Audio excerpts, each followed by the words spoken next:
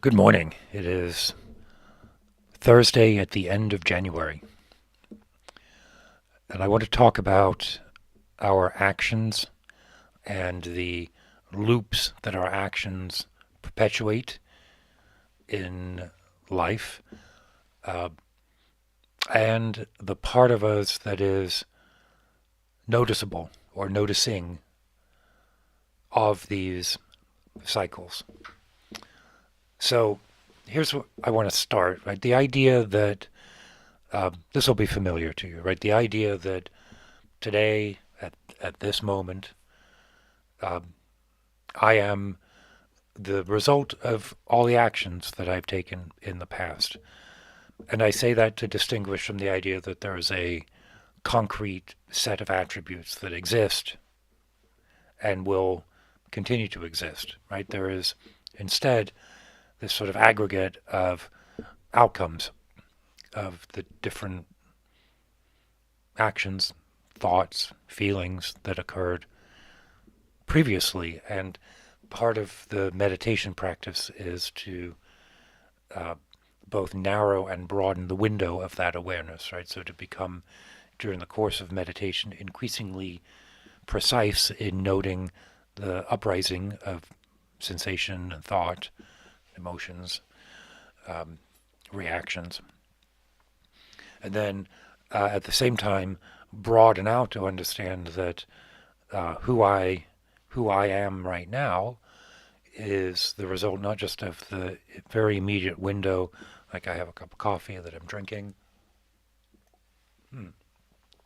I am now experiencing the results of having drunk that cup of coffee. I'm also experiencing the results of the coffee I drank yesterday, and the coffee I drank 10 years ago, the coffee I drank 40 years ago. I'm experiencing the results of the evolution of the coffee bean. You get what I'm saying, right? Like there's a way to broaden out our interconnection and then zero in on our actions and the results of those actions. And the sensation of who I am, who you are right now, is the result of all of those actions. So the dynamic nature of choice and free will uh, really gets sharpened with that, excuse me, with that thought. Because in a very real way, I can do nothing in this moment other than what I am doing. Uh, I talked about this a few weeks ago with that Robert Frost poem, The Road Not Taken. And it's a very interesting sensation to think about uh, where is my thought coming from? Where is my choice coming from? But let's step away from that for a moment, because uh, I can recognize that I am in one kind of cycle or another. Like, for example, this morning, it's very clear to me that for the last couple of weeks, I have been perpetuating an unskillful cycle. I've been anxious about work. I haven't been super clued into that. I've just been anxious and responding to it. But the way I've responded to it is I stopped journaling, which I can see now because the last time I journaled was Monday, and then the time before that was Friday, and then before that was Tuesday, which is very unusual, right? My journaling practice is daily, usually morning and evening. So I have some data that tells me that I've stopped doing one of the actions that helps cultivate what I consider to be a skillful or a wholesome immediacy. Yeah? Uh, at the same time, I haven't been exercising. I haven't been overeating, but I've been under exercising. And at the time, I'd say, well, it's been flipping cold, right? Last week, the week before, the temperatures were in single digits and below in Fahrenheit. It's very cold. So I'm just not willing to go out in that weather. And walking is one of my primary exercises. So Now we're starting to see several important vectors coalescing and uh, and just creating a sensation of not feeling great. And then when I don't feel great, um, I tend to spend more time lethargically um, doom scrolling. For example, the last couple of weeks has marked the inauguration of a new president here in the United States, and it's a whatever you think about the politics and whatever you think about what you think my politics might be, uh, it is a profoundly interesting and absorbing time.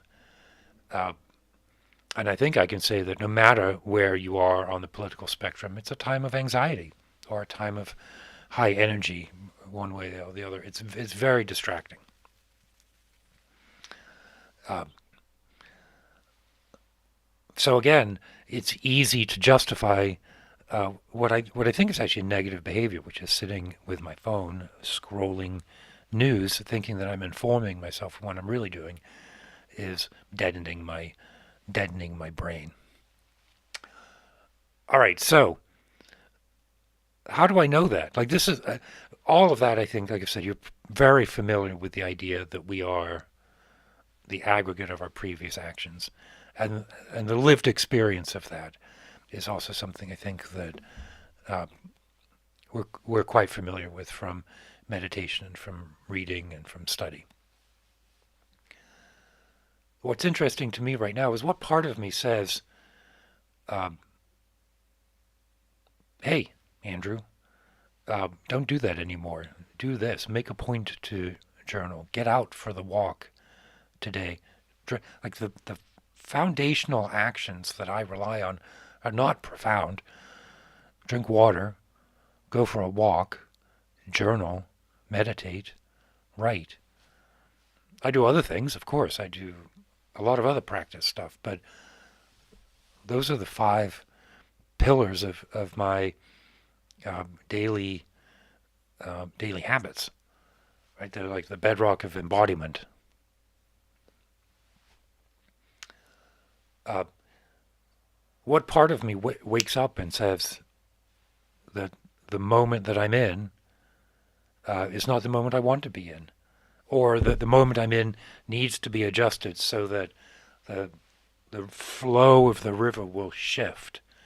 Like there's almost, there's a hydroelectric engineer observing my state of mind and um, implementing. The metaphor is not going to hold.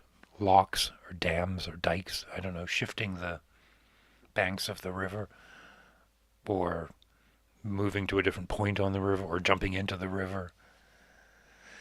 Uh, Not a good metaphor, but there's an observer or an observing attribute of my mind that knows that although today, right now, I can do nothing else other than what I'm doing, but what I'm doing is adjusting so that my future self will have a different unfolding.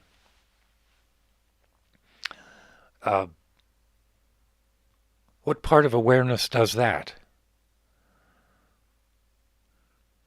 That's what's interesting to me today, right now. What part of my awareness uh, kicks in and but wasn't here yesterday, right? Uh, what part of it is of my previous actions means that today now I wake up and say, yeah, I don't like the way this is going, right? Again, none of this is obscure. There's just a bit of language around it and a bit of focus. Um, that's my meditation today. What part of the mind can adjust the pieces that otherwise appear to already have been determined? So, let me know what you think in a comment or an email. Uh, I do like getting questions, comments. I always enjoy the emails that I get. So please drop a note. Let me know what you think. And other than that, keep your wits about you.